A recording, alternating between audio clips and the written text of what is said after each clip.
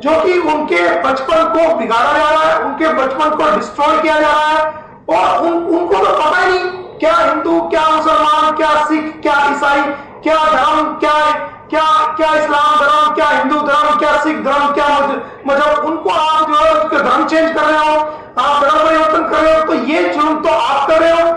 ये बच्चे का राइट है जब वो 18 साल का हो जाएगा कि वो हिंदू धर्म को पसंद करता है, मुसलमान धर्म को पसंद करता है, ईसाई धर्म को पसंद करता है, सिख इज्म को पसंद करता है, ये उसकी मर्जी पर है।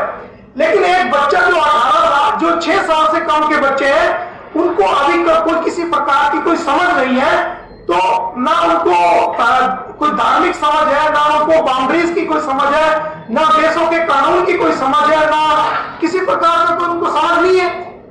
तो ऐसे बच्चों को आप लोग जबरदस्ती ब्रेन वॉश करके, लोभ लालच दे करके उनका धर्म परिवर्तन करा रहे हो, तो ये आपके खिलाफ जल्द ही बहुत बड़ी कार्रवाई हम करेंगे कि आप ऐसा कर रहे हो। आप कहते हो जी हमने लिस्ट बना ली है, हम कार्रवाई करेंगे, आओ ना मैदान में आओ। जितने भी लोग जो सपोर्ट कर रहे हैं गुलाम हैदर को, मैं इस बात का आपको वचन देता हूं कि आप मर्यादा में रह करके सामाजिक रूप से आपका जैसा आप विरोध कर रहे हैं, आप सामाजिक रूप से विरोध करिए। अगर आपको जरा से भी कोई आंच आती है तो ये आपका भाई मोमिन मलिक सामने खड़ा मिलेगा। सामाजिक रूप से हर व्यक्ति को अभिव्यक्ति की आजादी है, वो उसका विरोध कर सकता है। और ऐसे व्यक्ति के खिलाफ जो इलीगल तरीके से भारत में एंट्री किया है और भारत के कानून की को धज्जिया उड़ा रहा है, ये तो रही बात उसकी। अब आ जाइए पुलिस प्रशासन पर। पुलिस प्रशासन, क्या सीमा हैदर आपकी रिश्तेदार लगती है? पुलिस प्रशासन में ये कहना चाहूंगा, क्या संबंध है आपका और सीमा हैदर के खिलाफ?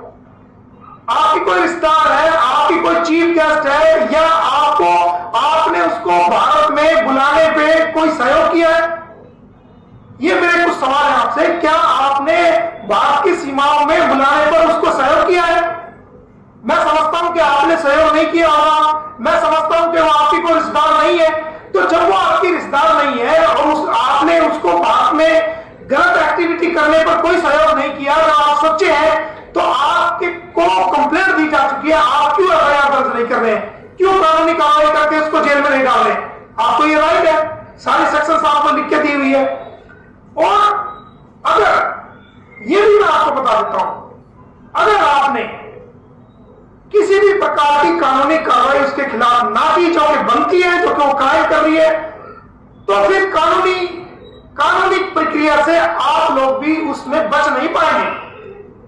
ये मैं आज खुला ऐलान कर रहा हूं कि अगर आप किसी प्रकार की कानूनी प्रक्रिया का अवहेलना करते हैं, पुलिस एक्ट का अवहेलना करते हैं, सीआरपीसी की अवहेलना करते हैं, तो फिर मैं कानूनी कार्रवाई आपके खिलाफ भी करूंगा। इसलिए मैं उम्मीद करता हूं कि उत्तर प्रदेश पुलिस की जो छवि है वो बहुत अच्छी छवि है, उस छवि को आप ना बिगाड़ें। सारे अधिकारी एक जैसे नहीं है, सारे अधिकारी कोई किसी से मिले हुए नहीं होते। एक आध अधिकारी होता है जो इस तरह की हरकत करता है, तो वो जो एक आध तरह का इस तरह का अधिकारी है वो सुधर जाए और कानूनी कार्रवाई करे।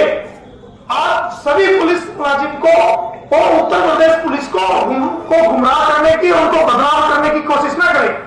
उत्तर प्रदेश सरकार के पुलिस अधिकारी रात को जागते हैं जब वहां के लोग जो चैन की नींद सोते हैं, और आप जैसे कुछ इस प्रकार की प्रक्रिया करते हैं जिसकी वजह से जो सही और ईमानदार ऑफिसर है वो भी बदनाम होते हैं।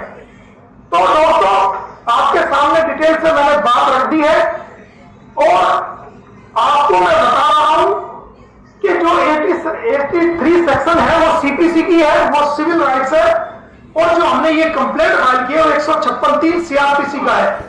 और सीपीसी में भी हमें राइट है, हर विदेशी को राइट है कि वो अपना सिविल राइट्स को अवेल कर सकता है। ये आर्टिकल 21 हमें राइट देता है, न केवल भारतीयों को बल्कि विदेशी लोगों को भी राइट देता है। आप आर्टिकल 21 को गूगल करके खुद चेक कर लेना। और ये फैमिली डिस्प्यूट जो है, फैमिली डिस्प्यूट की जो फोर्सफुल डिग्री होती है वो भी भारत में मान्य है, और ये कानून है, सुप्रीम कोर्ट का भी है और ऑनरेबल हाई कोर्ट का भी है, ऑनरेबल सुप्रीम कोर्ट का भी है। और ऑनरेबल सुप्रीम कोर्ट का, ऑनरेबल हाई कोर्ट का ये भी कानून है कि जो नोटरी अटेस्टेशन राइट्स विदेश में अरेस्ट होके आएगा, भारतीय का नाम आएगा, तो वो भारत में एडमिसिबल है, वो भारत में मान्यता है, उसके खिलाफ पे हमें पूरा राइट है। और हम हमने पिटीशन के अंदर लिखा है कि जब गवाही होगी तो गुलाम हैदर को आएगा और अपनी गवाही को इस केस में लीड करेगा। वो हमने अंडरटेकिंग दी है, उसके अंदर शपथ पत्र भी लगा है। तो वो सारी प्रक्रियाएं होंगी, आपको बिल्कुल भी चिंता करने की जरूरत नहीं है। ये लड़ाई हम एक पाकिस्तानी की नहीं लड़ रहे हैं, ये लड़ाई एक ऐसे मजबूर पिता की लड़ रहे हैं जिसने हम भारतीय लोगों को हाथ जोड़ के पुकारा है, और जिसने मदद के लिए आज तक भारतीयों को पुकारा है, भारतीयों ने अपना तन मन धन से उस व्यक्ति की मदद की है जिसने भारतीय लोगों को पुकारा है। और ये भारत हमेशा उसके साथ खड़ा हुआ है जिसने भारतीयों को हाथ जोड़ करके नम्र निवेदन किया है। तो ये पाकिस्तान का जो ये नागरिक है, इसकी बीवी यहां आ गई है, तो ये खुद भी पाकिस्तानी है, इसके खिलाफ उसके पति की तरफ से कानूनी कार्रवाई बनती है।